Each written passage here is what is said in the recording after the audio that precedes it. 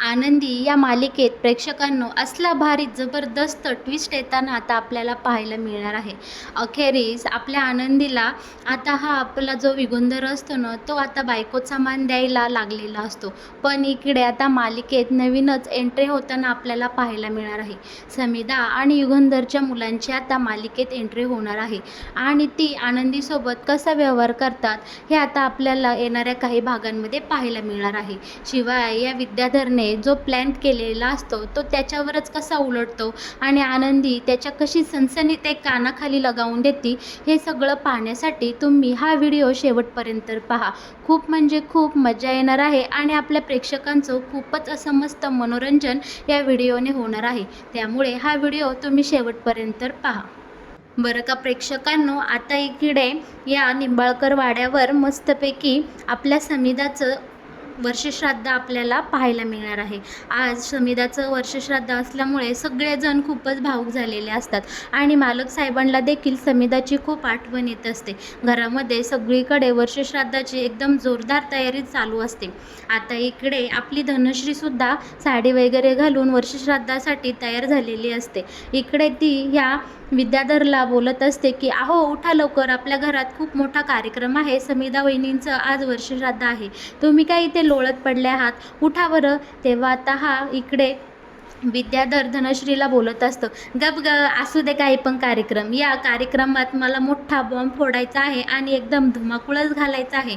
तेव्हा आता इकडे धनश्री बोलते, अहो तुमचं आणि समिधा वहिनीचं काय वाकडं होतं बरं, तुम्ही कशाला इकडे काही या भरल्या सरल्या कार्यक्रमात वाईट साईट वागताय. समिधा वहिनीच्या आत्म्याला शांती मिळवण्यासाठी ही पूजा दरवर्षी आपल्या घरामध्ये होते आणि हे श्राद्ध एकदम चांगल्या पद्धतीने आपल्या घरात पार पाडलं जातं. मग तुम्हाला या श्राद्धात कशासाठी अडथळा आणायचा आहे, मला तुमचं काही हे वागणं पटत नाही, तुम्ही अजिबात काहीही उद्योग करू नका. तेव्हा आता इकडे विद्याधर बोलत असतो, माझं समिधा वहिनीसोबत काहीही वाकडं नव्हतं, अरे ती तर लय छान होती, ती मला खूप आवडायची, पण विषय असा आहे की समिधा वहिनीच्या श्राद्धात जर काही अडथळे आले तर माझ्या दादाला खूप त्रास होईल आणि त्याचं असं करपलेलं तोंड आणि त्याला झालेला त्रास पाहून माझ्या जीवाला एकदम अशी शांती मिळेल, म्हणूनच मी इकडे आता असा काही तमाशा या वर्षश्राद्धामध्ये घालणार आहे की तिकडे युगंधर दादाचं तोंड पार काळं निळं होईल आणि त्याच्या जीवाचा एकदम संताप होईल. हॉलमध्ये छानपैकी इकडे समिधाच्या फोटो ठेवून मांडणी करून छान तयारी चालू असते. वर्षश्राद्धासाठी गुरुजीही अगदी ते हजेरी लावून आलेले असतात. सगळेजण एकदम लगबगीने वर्षश्राद्धाच्या तयारीतच मग्न झालेले असतात. आपले शिर्केसुद्धा वहिनींच्या फोटोला हार लावून इकडे सगळं काही सजवून ठेवत असतो. गुरुजीही आलेले असतात आणि गुरुजींना सगळ्यांनी सांगितलेलं असतं आणि गुरुजी सगळ्यांना सूचना देत असतात, लवकरात लवकर तुम्ही इथे फोटो मांडा आणि सगळी तयारी करून घ्या, कारण मला अजून 3 ठिकाणी वर्षश्राद्धाची पूजा करण्यासाठी जायचं आहे, मला इथे खूप जास्त वेळ घालून जमणार नाही. तेव्हा आता इकडे शिल्पा सगळ्यांना लगबगीने सूचना देत असते, चला हे आणा ते आणा, ते घेऊन या, गुरुजींना उशीर होत आहे. अशा प्रकारे तिथे आनंदी उभी असती तर शिल्पा आनंदीलाही इकडे ऐकवणं करते, जा बरं, आपल्या या निंबाळकर वाड्यातून कोणी उपाशी जात नाही, पटकन खाण्यासाठी काहीतरी घेऊन ये गुरुजींना. गुरुजी नको बोलतात पण इकडे आनंदी शांत उभी राहते तर शिल्पा लगेच बोलते, नको बोललं म्हणून आणायचं नसतं का, जा पण लवकर खायला घेऊन ये गुरुजींसाठी काहीतरी. पण इकडे गुरुजींना मात्र सारखे फोनवर फोन येत असतात, कारण त्यांना दुसऱ्या अनेक ठिकाणी इकडे वर्षश्राद्धाची पूजा करण्यासाठी जायचं असतं. तेव्हा आता इकडे अखेरीस मालक साहेब हॉलमध्ये येतात आणि पटापट गुरुजींच्या सांगण्यावरून इकडे छानपैकी मस्त पूजेची तयारी सुरू होते आणि पूजेला आता इकडे अभिषेकासाठी सुरुवात होते. गुरुजी काय करत असतात, त्यांना बाहेर जायचं असतं, त्यामुळे घाईमध्ये सगळे काही मंत्र चुकीचे म्हणत असतात, चुकीचे मंत्र उच्चारत असतात. आनंदीच्या मात्र ही गुरुजींची चूक एकदम लक्षात येते आणि आनंदी बोलते, थांबा बरं गुरुजी, थांबा तुम्ही. तेव्हा इकडे सगळे आनंदीकडे एकदम शॉकपणे बघू लागतात. तेव्हा आनंदी बोलते, गुरुजी सॉरी, पण तुम्ही सगळे मंत्र चुकीचे म्हणत आहात. तेव्हा आता इकडे गुरुजींना खूप राग येतो, कारण आनंदीने गुरुजींची चूक दाखवून दिलेली असते. गुरुजी तडक त्या जागेवरून उठतात आणि लगबगीने बोलतात, माझ्या मंत्राचा, माझ्या विद्येचा या मुलीने अपमान केला आहे, मी इथे वर्षश्राद्धाची पूजा पुढे करणार नाही. आणि गुरुजी तिथून रागे रागे निघून जातात.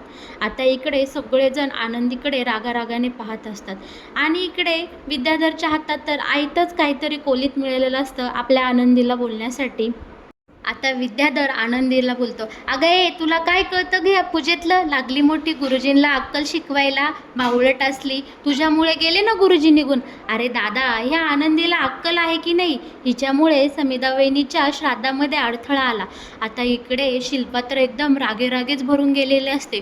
ती आनंदीला एवढी बडबड करू लागते, बोलत असते, अगं ए मुली, मूर्ख मुली, तुला अक्कल आहे का, तू काय करून बसले आहे, तू गुरुजींना ज्ञान शिकवत होती, तू गुरुजींपेक्षा महान ठरली का ग, मूर्ख बावळट. इतक्या वर्षात माझ्या समिधाच्या वर्षश्राद्धाच्या दिवशी अजिबात काही असे तमाशे झाले नाही आणि तुझ्या या येण्यामुळे अवधसे अवलक्षणी मुली, तुझ्यामुळे आज गुरुजी नाराज होऊन आमच्या घरातून निघून गेले. तेव्हा आनंदी बोलत असते, अहो माझं ऐकून तर घ्या, ते गुरुजी पूर्णपणे चुकीची विद्या बोलत होते. तेव्हा आता इकडे मालक साहेब काहीही बोलत नाही, फक्त या सगळ्यांचा संवाद ऐकून घेत असतात. विद्याधर एक साईडने आनंदीवर आरोप करत असतो, तर दुसऱ्या साईडनी इकडे ही शिल्पाताई आनंदीवर भरघोस आरोप करत असते, बोलत असते, मूर्ख मुली, अवधशे, हे काय करून बसले आहेस, तुझ्यामुळे खूप मोठा अनर्थ या निंबाळकर वाड्यात घडला आहे. माझ्या समिधाच्या आत्म्याला आता शांती मिळते की नाही कोणास ठाऊक. पण मालक साहेब बोलतात, तुम्ही सगळे शांत व्हा. आनंदी मात्र कोणालाही उलट उत्तरं न देता सरळ डायरेक्ट तिथे गुरुजींच्या जागेवर जाऊन बसते आणि मंत्र बोलायला सुरुवात करते आणि म्हणते, मालक साहेब तुम्हीही बसा. आनंदीचं हे कृत्य पाहून सगळेजण एकदम शॉक झालेले असतात. ते बोलतात, आता माई आणि इकडे बाबाही बोलतात, आनंदी बाळा, हे मस्करी किंवा चेष्टेचा विषय नाही, हा आमच्या समिधाच्या वर्षश्राद्धाचा आणि तिच्या आत्म्याला शांती मिळण्याचा प्रश्न आहे. बाळा, तुला यातलं काही कळत नसेल तर प्लीज तू इथली उठ आणि तू असं काही वागू नकोस, यांनी आम्हाला खूप वाईट वाटत आहे. तेव्हा आनंदी बोलते, माई आणि बाबा, तुम्ही अजिबात काळजी करू नका, मी जे हे वागते आहे, बोलते आहे, त्याचं मला पूर्णपणे ज्ञान आहे. इकडे तरीही आपली शिल्पा खूप स्वतःचा आक्रोश करत असते आणि आनंदीला बोलत असते, अगं ए मूर्ख मुली, तुझे काय कान फुटले का, बहिरी झालीस का, उठ म्हणतेत ना इथलं, नालायक आंधळे, कशाला बसलीस ग तू तिथं, तुला अक्कल आहे का, उठ सूट, डायरेक्ट गुरुजींची जागा घ्यायला बसली, उठ म्हणतेत ना मी तुला इथली, उठ लवकर. आनंदी मात्र आज कोणाचंही काही ऐकत नसते. तेव्हा हा विद्याधर बोलतो की, अरे देवा, काय धाव होऊन बसलं हे सगळं, माझ्या समिधावहिनीच्या आत्म्याला शांती मिळते की नाही काय माहीत, ह्या आनंदीच्या नालायक मुलीच्या या सगळ्या कृत्यामुळे माझ्या वहिनीचा आत्मा तिकडं तळतळ करत असते. तेव्हा आता इकडे आपला युगंधर विद्याधरला बोलतो, तू तर गप बस रे. पण इकडे आपल्या युगंधरचा आवाज खूप बसलेला असतो, तरीही तो आपल्या आनंदीची बाजू घेत असतो. आता इकडे स्वतः मालक साहेब बोलू लागतात, आनंदी, तू जे काही हे करत आहे त्याचं तुला संपूर्ण ज्ञान आहे का, तू कशाच्या जोरावर इथे डायरेक्ट गुरुजींच्या जागी जाऊन बसले आहेस, नक्की काय म्हणणे आहे तुझं, बोल. तेव्हा आता इकडे शिल्पा बोलत असते, अरे तू हिला काय बोलतोस, उठव हिला पहिलं. पण इकडे आता मालक साहेब सगळी परिस्थिती शांतपणे हाताळताना आपल्याला पाहायला मिळणार आहे. आता इकडे आनंदी मालक साहेबांना सांगू लागते, मालक साहेब, आम्ही गरीब माणसं आहोत, माझ्या आईवडिलांचे सुद्धा वर्षश्राद्ध दरवर्षी करावं लागतं, पण आम्हाला असे मोठमोठे विधी किंवा गुरुजी आणून त्यांना त्यांची दक्षिणा द्यायला परवडत नाही. याआधी आमचे आबा सगळे विधीपूर्वक हे श्राद्धाचे मंत्र म्हणायचे आणि लहानपणापासून त्यांचे हे मंत्र ऐकून शिकून मी सुद्धा पाठ केले आणि नंतर जेव्हा मी मोठी झाले तेव्हा शास्त्रशुद्ध पद्धतीने मी माझ्या आईवडिलांच्या श्राद्धाचे मंत्र म्हणू लागले आणि ती पूजा, तो विधी दरवर्षी मी स्वतः करू लागले. त्यामुळं मालक साहेब, मी जे करत आहे त्याचं मला पूर्ण ज्ञान आणि कल्पना आहे, त्यामुळे तुम्ही निश्चिंत राहा. तेव्हा मालक साहेब बोलतात, हे बघ आनंदी, माझ्या बायकोच्या समिधाच्या वर्षश्राद्धाचा हा विषय आहे, हा माझ्या हृदयाजवळचा विषय आहे. मला समिधाच्या आत्म्याला कोणताही त्रास झालेला मला अजिबात आवडणार नाही. त्यामुळे तुला यातलं संपूर्ण ज्ञान असेल तरच तू हा निर्णय घे आणि हे मंत्र सुरू करायला प्रयत्न कर. तेव्हा आता आनंदी बोलते, मालक साहेब, आपल्या जवळची एखादी व्यक्ती जाणं याचं दुःख काय आहे ते मी इतक्या वर्ष भोगलं आहे. माझे आईवडीलही आम्हा मुलींना सोडून खूप लवकर निघून गेले, त्यामुळं तुम्ही निश्चित मनाने इथे पूजेला बसा. मी सगळे मंत्र आणि एकदम शास्त्रशुद्ध पद्धतीने हे वर्षश्राद्धाचा विधी पूर्ण करून तुम्हाला देते. तेव्हा आता इकडे युगंधर आपल्या आनंदीवर विश्वास ठेवतो आणि पूजा करण्यासाठी परवानगी देतो. पण या सगळ्याचा मात्र आपल्या शिल्पाला खूप राग आलेला असतो. तिला आनंदीविषयी अजूनच राग तिरस्कार आलेला असतो. पण विद्याधर मनात म्हणत असतो, अरे मी जो खेळ रंगवायचा प्रयत्न करत होतो तो बाजूलाच राहिला आणि हा काय नवीन तमाशा उभा राहिला आहे. ही आनंदी काय डोक्यावर पडली आहे का? स्वतःला काय मोठी बाबन समजायला लागली आहे का? आणि हा विद्याधर मनातल्या मनात खूप खुदू हसत असतो. पण अखेरीस मालक साहेबांच्या होकारामुळे इकडे आनंदी पूजेला सुरुवात करते. आनंदी छानपैकी देवाकडे या समिधाच्या आत्म्याला शांती मिळू दे, घरादाराला सुख शांती मिळू दे, समिधाचा आशीर्वाद या निंबाळकर वाड्याला लाभू दे अशी मंत्राच्या म्हणायच्या आधी सुरुवात करते आणि अग्निकुंडाला अग्नी देते आणि पुढची विधी सगळेपणे चालू करते. बरं का प्रेक्षकांनो, आपले आनंदी ही खूप हुशार असते. आनंदी सगळे मंत्र अगदी पद्धतशीर शास्त्रशुद्ध पद्धतीने छानपैकी इकडे सगळ्या मंत्रांचे पठण करते आणि युगंधरही आनंदीच्या सांगण्याप्रमाणे अगदी ती सांगन त्या सगळ्या सूचना इकडे फॉलो करतो आणि मस्तपैकी आपल्या समिधाचं इथे वर्षश्राद्ध छान पद्धतीने होते. घरातलेही सगळे आता आनंदीला साथ देतात आणि आपल्या समिधाचं वर्षश्राद्ध चांगल्या पद्धतीने इथे पार पडतं. पण हे सगळं होत असताना अग्निकुंडाचा अग्नी हा आनंदीच्या डोळ्यांवर येत असतो आणि तिला खूप गरमीचा त्रास होत असतो. पण मालक साहेबांना आणि या समिधाच्या आत्म्याला शांती मिळावी म्हणून आनंदी हा सगळा त्रास सहन करते आणि सगळा अग्निकुंडाचा तो जो काही गरमी असते किंवा जी काही अग्नी असते ती सगळी सहन करत करत ही संपूर्ण पूजा पार पडते. पूजा अगदी शेवटच्या टप्प्यात आलेली असते तेव्हा हा आपला विद्याधर काहीतरी बॉम्ब काहीतरी उद्योग करणार असतो. त्याची वाट पाहत असतो. सारखं घड्याळ बघत असतो. कधी येतात ही असा इकडे विचार करत असतो. बरं का प्रेक्षकांनो, आता मालिकेत काही नवीन पात्रांची एंट्री होताना आपल्याला पाहायला मिळणार आहे. इकडे समिधा आणि युगंधरची जी काही 3 मुलं आहेत त्यांची एंट्री आता मालिकेत येताना होणार आहे. ती तिघेजणही घरामध्ये येतात आणि येता येता हातामध्ये एकदम हंडाभर पाणीच घेऊन आलेले असतात.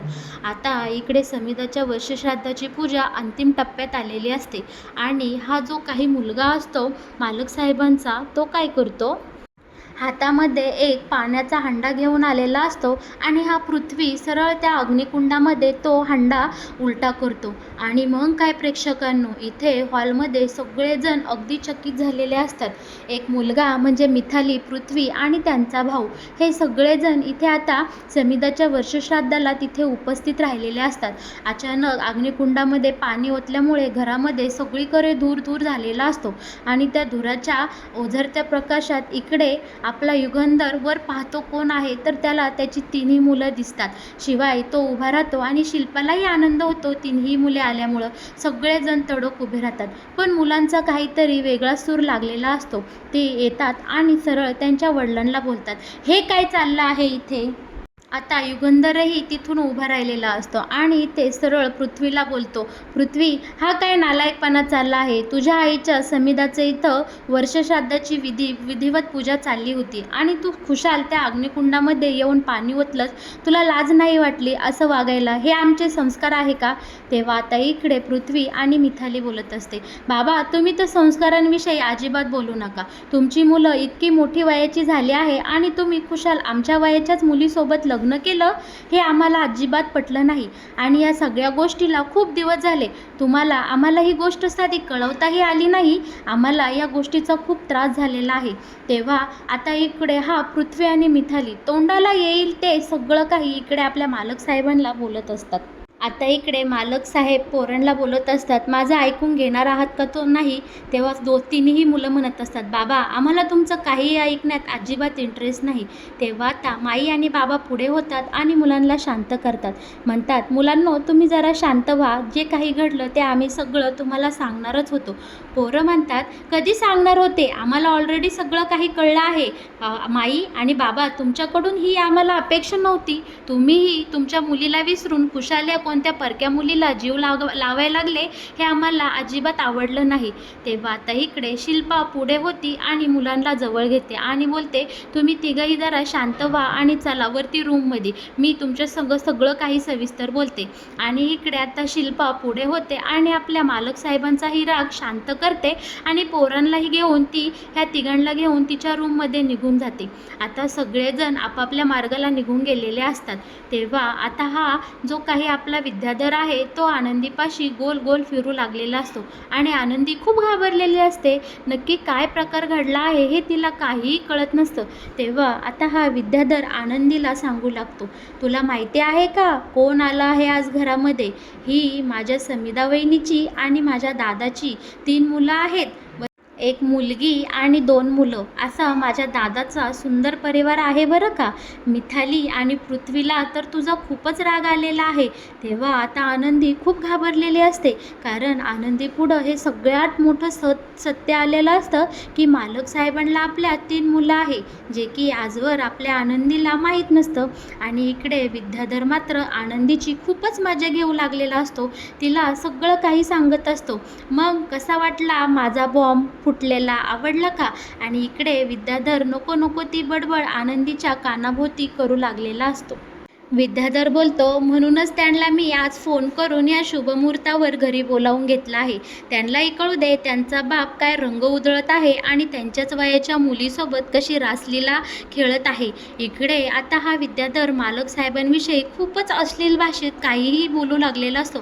आनंदीला मात्र आपल्या हे काही सहन होत नाही. मालक साहेबांविषयी उच्चारलेले हे घाणेरडे शब्द आनंदीला अजिबात सहन होत नाही आणि आनंदी एकदम रागेरागे इकडे वळते आणि या विद्याधरच्या बोलण्याचा अंदाज घेते आणि विद्याधरच्या सनकेने एक कानाखाली लगावून देते. त्याचं चांगलंच थोबाड फोडते आणि बोलते, माझ्या मालक साहेबांविषयी अजिबात एकही घाणेरडा शब्द बोललेला मी कदापि ऐकून घेणार नाही. ते माझे आहो आहेत आणि त्यांच्याविषयी तुम्ही काही बोलायचं नाही. इकडे विद्याधरला मात्र आता आनंदीचा खूप राग आलेला असतो, पण तो तिच्याजवळ जाणार तोच तिथे शिल्पा येते आणि विद्याधरला आवाज देते. आता हा विद्याधर तिथून रागे निघून जाते, पण आनंदीवर मात्र खूपच मोठं असा दुःखाचा डोंगर कोसळलेला असतो. तिला काय करावं आणि काय नाही हे मात्र सुचत नसतं. तर मग प्रेक्षकांनो, कसा वाटला आनंदी या मालिकेत येणारा हा नवीन ट्विस्ट? तुम्हाला आवडला का? याबद्दल तुमचं काय म्हणणे आहे हे मला नक्कीच आपल्या कमेंट बॉक्सद्वारे कळवा. आणि हो, आपल्या या चॅनलला सबस्क्राईब करायला अजिबात विसरू नका. असेच नवनवीन अपडेट तुम्हाला सगळ्यात आधी आपल्या चॅनलवर मिळत जातील.